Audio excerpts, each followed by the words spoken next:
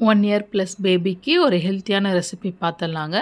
First அதுக்கு mixie ஜாரில் banana சேர்த்துக்கலாம், வாழைப்பழம், அதில் ஒரு முட்டை போல் சேர்த்துக்கலாம். இதெல்லாம் நம்ம ட்ரை ஃப்ரூட்ஸும் ட்ரை நட்ஸும் சோக் பண்ணி வச்சதெல்லாம் சேர்த்துக்கலாம். இதில் பொட்டுக்கடலையும் ஆட் பண்ணியிருக்கோங்க, அது ரொம்ப நல்ல ஸ்ட்ரென்த். ஒரு பிஞ்ச் அளவுக்கு ஓமம்.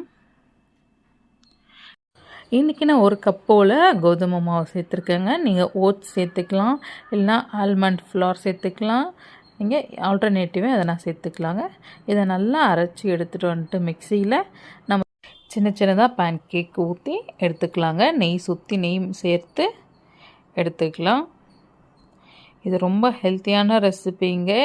இதில் ப்ரோட்டீன் இருக்குது, கார்ப் இருக்குது, ஃபைபர் இருக்குது. இதில் நம்ம பனானா சேர்க்கறதுனால பொட்டாசியம், மெக்னீஷியம் எல்லாமே இருக்கும். நீங்களும் உங்கள் குழந்தைக்கு கொடுத்து பாருங்கள், அவங்களும் நல்லா சாப்பிடுவாங்க.